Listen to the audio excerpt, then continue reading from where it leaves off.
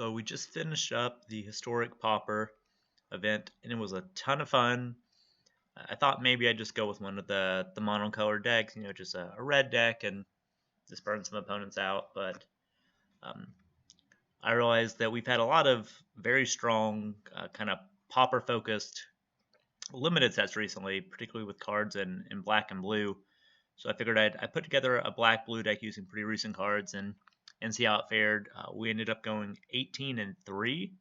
Um, with a couple of those wins being in the last hour, just kind of concessions to opponents who maybe were trying to get their 3 wins for the event. So really, this deck performed exceptionally well. So I was gonna review the deck as it was constructed that we played with, and then maybe some tweaks that I would make.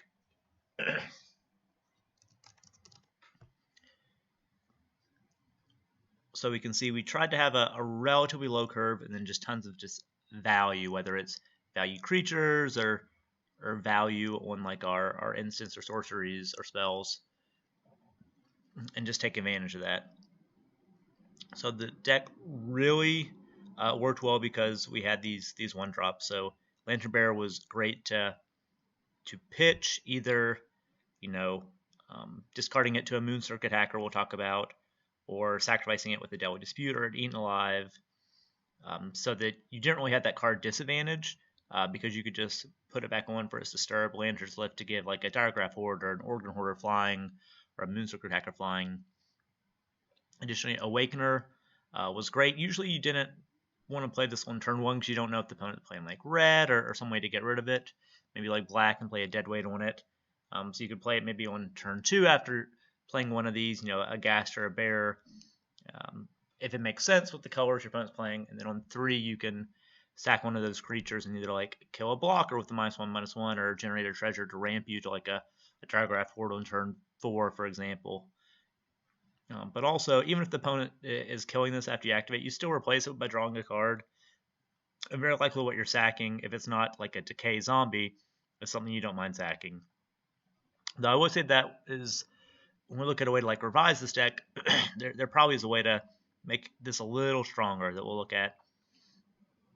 And then we wanted, or I thought that it might be beneficial to maybe get some ninjutsu in there, as a way to like bring back a Diregraph Horde or bring back an Organ Hoarder, and that ended up being fairly useful.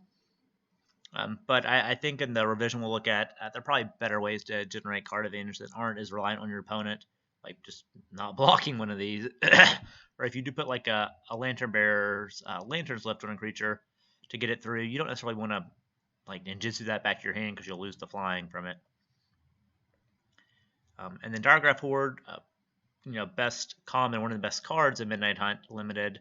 Organ Hoarder, one of the best cards. Diregraph Horde, one of the best cards as well. So these were kind of our top end.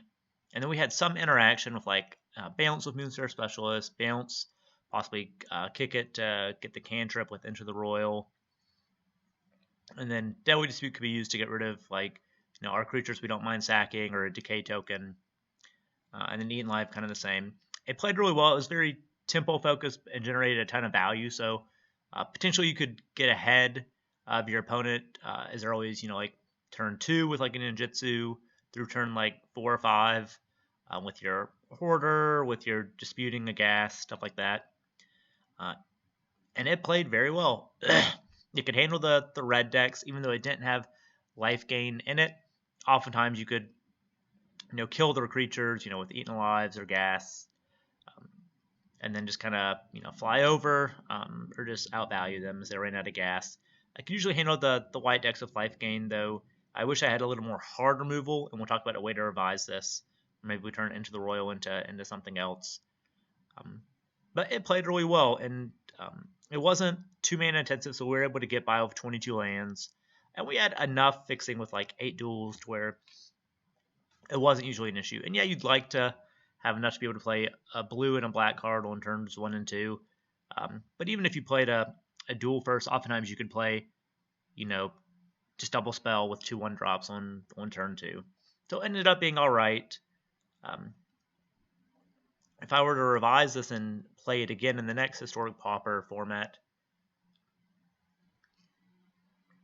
I think these are probably the changes that I would make. So if we're going to keep it black and blue and not just go to like a mono black or mono blue, then I do think we can still get rid of Into the Royal, or what could have been Blink of an Eye if you had those instead, and replace it with Murder. I just didn't realize that this was a card available in Historic Pauper, so it's just a harder removal that only costs 3, so that's not bad at all in this format. And then I do think we probably gain a lot by adding in Hunt for Specimens. So this is something we can sack to Deadly Dispute, sack to Awakener, sack to Eaten Alive, and it's already replacing myself by getting into our learn board.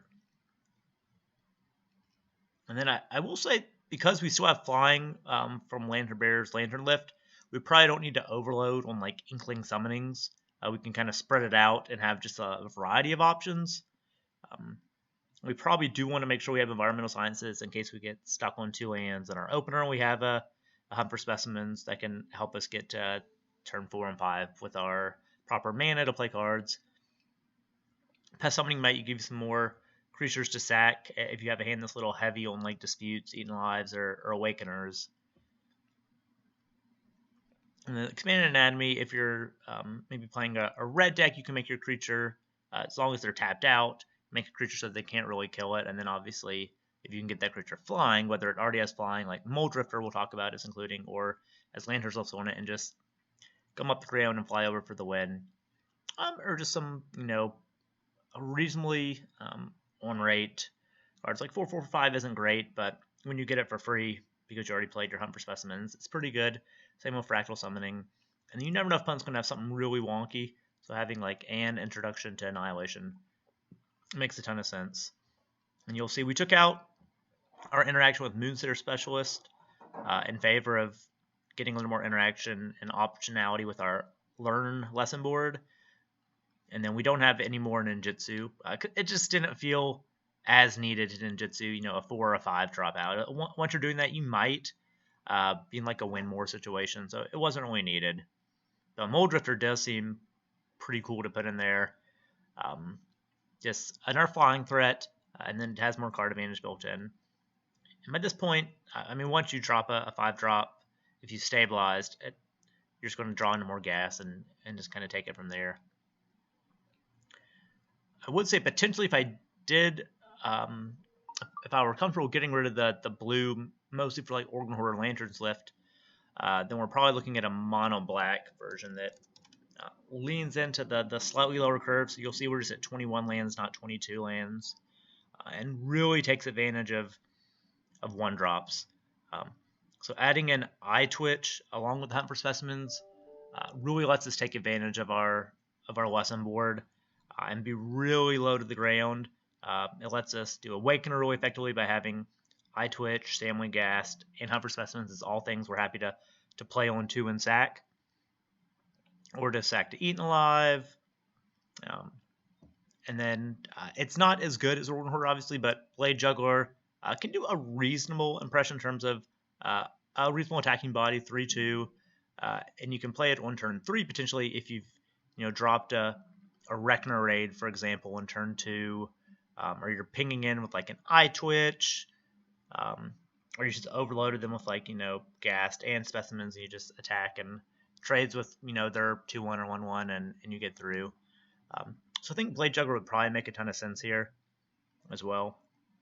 So we still have good interaction. We have 4 Eaten Alive, 4 Murder, the Shambling Ghast, and then we can get more interaction with our Eye Twitch and Hunt for Specimens into the Learn board. I will say it probably makes sense to lean heavily into Inkling Summonings because the only flying we really have is Eye Twitch, and we need to get some type of evasion.